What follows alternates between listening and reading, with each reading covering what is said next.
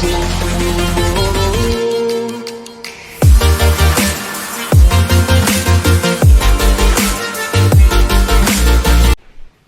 team, I hope you're all well. As you can tell from the title down below, this is going to be my recent reads for the first half of April. So this is from the 1st to the 16th of April. I have only read 9 books in that time, and 4 of those have been graphic novels. 1 of them has been a reread. So yeah, I haven't been reading a great deal in the month of April. It is a struggle with the lockdown and just, you know, the anxiety of everything and the stress. It's just a lot, isn't it? It's a lot to take in.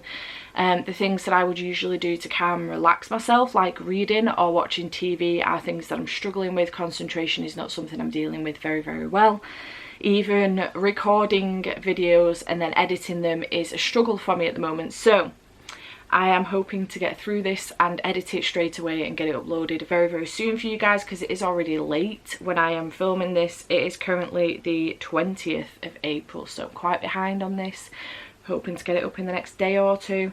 But yeah, so let me tell you about what I've been reading. If I can remember, I will tell you what prompts these fit for the owls. I'm pretty much almost there with it now. I think I've got 1 prompt left maybe for me to get the owls that I need for Care of Magical Children. So that's awesome.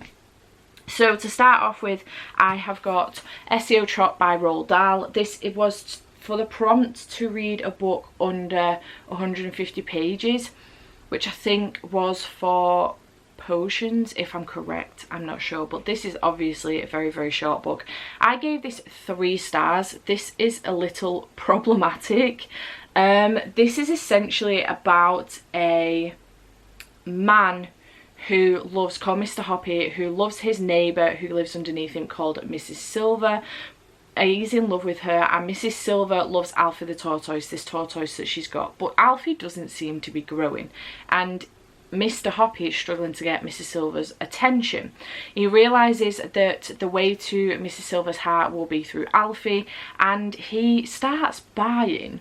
This is kind of spoilery, it doesn't really tell you about yeah, this is kind of spoilery, so just be careful if you haven't read this. But he starts buying loads of other tortoises in all different sizes that look like Alfie, and swapping Alfie out for these other tortoises so he gets bigger, so that Mrs. Silver falls in love with him, because he pretends that he's given her this sort of magical potion, if you like, to make Alfie bigger. And I'm just like, this is so problematic. He stole Alfie essentially and replaced him with another tortoise over and over and over again, and the tortoise she ended up with in the end was not Alfie. I mean, it does say in the end that Alfie goes to another home and he's fine, but still a bit problematic. I don't know, I just wasn't a fan. 3 out of 5 stars. It was okay, it got me through the prompt, so that's fine. Then I read Mitosis by Brandon Sanderson. I gave this 3 out of 5 stars as well. This is the mini novella that comes in between Steelheart and Fireflight. I think the next one is called, or Firefight, I can't remember. In the Reckoners series. So this was continuing to follow David, who is our main character, with the Reckoners, and they were following a specific epic called Mitosis, who could basically split himself up into several other different versions of himself, you know, and go to different places and cause havoc in all different places. But the more times he split himself up, the stupider he became as a person, essentially. So this is about David fighting this epic. The team of the Reckoners team is down to like a minimal set at the time when this is going on, so David is essentially fighting Mitosis on his own with minimal backup. So it was good. It was a nice little sort of slip in, I assume, that Brandon Sanderson, I don't know when this came out, whether this came out in between Steelheart and Firefly or whether it came out after, but it's just a nice little, you know, slip in to bridge the gap between those 2 books, which I assume it came out around that time and there was a bit of a delay with Firefly coming out or something. I'm not sure. If it came out afterwards, I'm not really sure what the point of it was, but I gave it 3 stars. It was fine. It was nice to be back with the Reckoners and seeing what's going on after the events of Steelheart, but it was good. I had a good time with it. I'm looking forward to moving on to Firefly next though. I hope it's called Firefly and not Firefight. I can't remember what it's called and don't own the book, so I'm not sure. So 3 stars for that one. That fulfilled the prompt for herbology, to read a book with where the title begins with M. So that fulfilled that prompt. Then I read The Turn of the Key by Ruth Where. This was not for the owls. This was for a read along that I was doing via Tandem. So thank you to Tandem for sending me this book, and also for sending me their little cards as well with the questions on them. I loved this. I thought it was fantastic. I don't read many thrillers, and I thought I was going to struggle to get through it because I am not in the mood for anything other than contemporary romance at the moment, which is really funny because I managed to get through mitosis. So this is obviously a thriller basically about a house which is a smart house, and we are following Rowan, who comes across a live-in nanny position via her flatmate and decides to go for an interview there. She goes for the interview. This is to look after 2 young girls and also a teenage girl who isn't there for most of the part because she's at school. I think she's at like a boarding school or something, but she does come back towards the end. But she gets the position, and then there are creepy goings on. Basically, you spend a lot of your time during this book thinking that there's some supernatural stuff going on, and it's weird. Very weird. Very good, very clever. Kind of saw the ending coming, but also kind of didn't. I semi saw it coming, like only a part of it, but it was really, really good, and I've really enjoyed it, and I do highly recommend it. This is my first time with Ruth Where, so I had a really good time with it, but I've got a couple more of her books on my shelves. I've got The Lion Game, and I've got The Death of Mrs. Westaway, so I want to read those as well. But we had a chance to chat with Ruth in our group after we finished the book, and she also recommended picking up The Woman in Cabin 10 as well. So in Cabin 10, in Room 10. The Woman in Cabin 10, I think that's what it's called. So I will try and get my hands on that as well, I think, because she highly recommended that one. She said it's one of her favourites that she's done. So looking forward to picking that one up as well. But I really enjoyed this. It was very, very good. I gave it 4 stars. It was really good.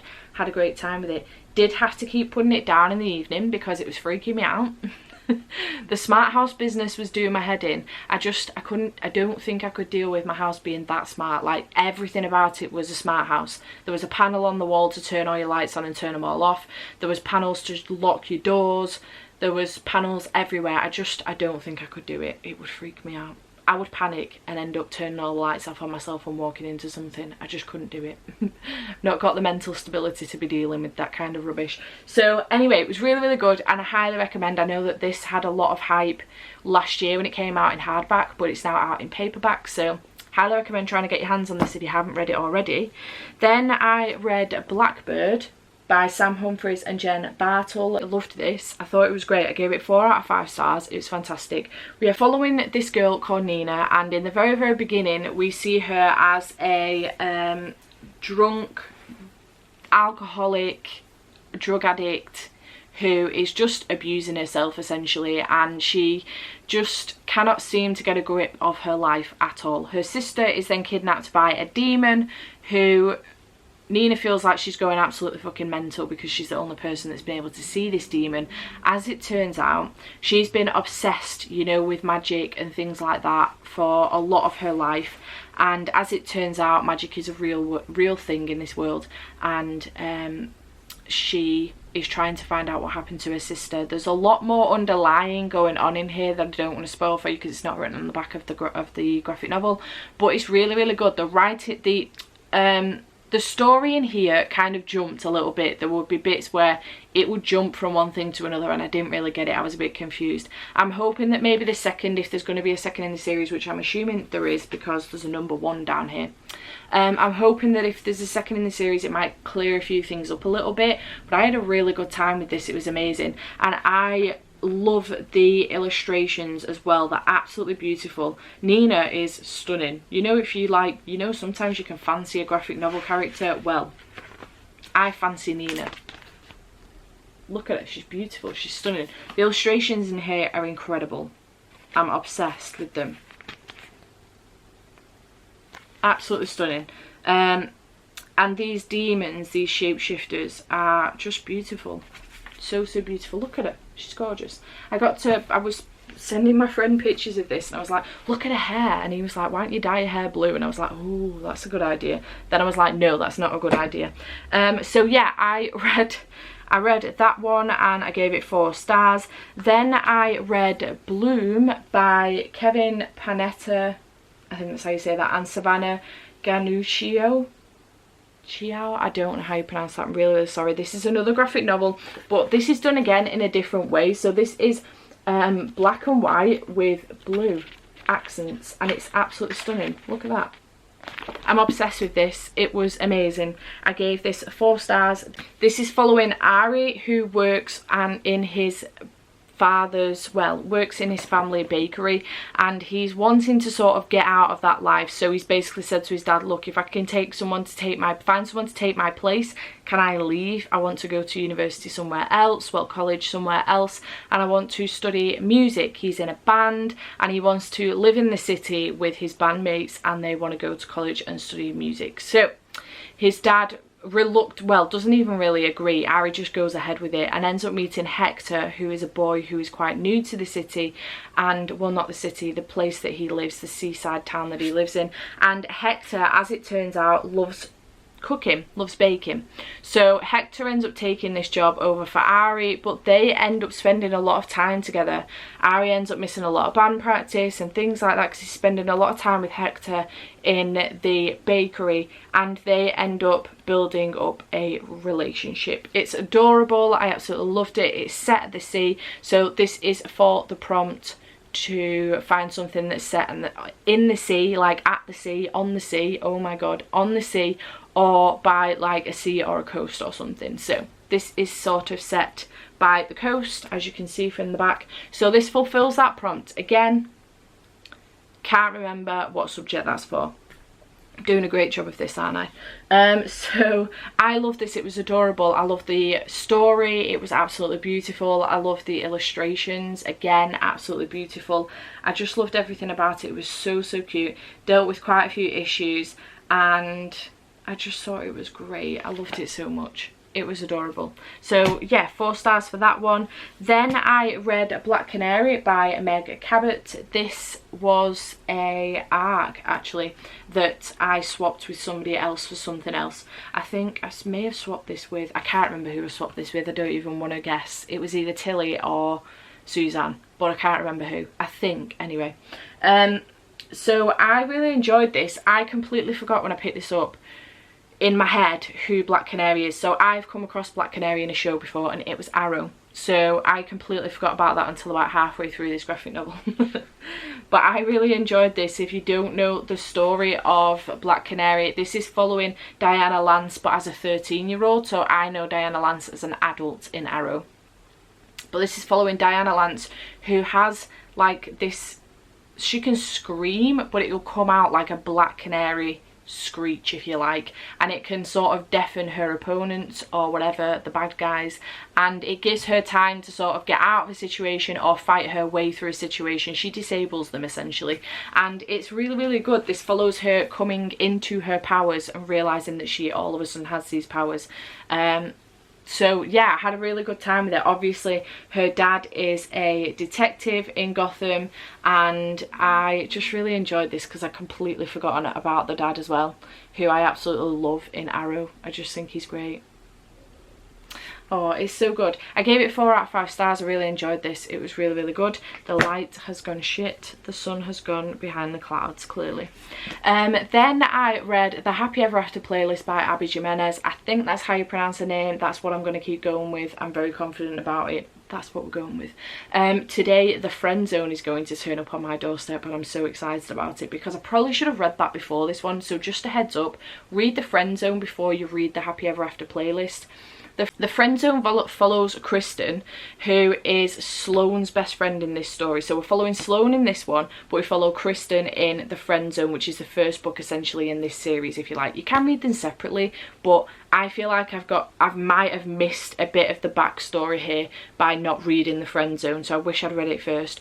But it follows Kristen and Josh, who are prominent part in this, but obviously side characters in this story, but main characters in the first book. So we're following Sloane in this one, who I'm assuming is a side character in the first book, and her husband died 2 years ago in a freak accident on a motorbike, and she has just been struggling massively with grief and depression, and she's been in a massive slump. She's an artist, and she's not been doing her own paintings. She's been doing paintings commissioned by other people, which are like really shit paintings essentially, and she's just been really, really down in the dumps. Anyway, one day she's out in the car, she's on her way home, and she thinks she's run over a dog that's run out into the street. But when she's getting ready to get out of the car to check on the dog jumps on her bonnet and into her car through the sunroof.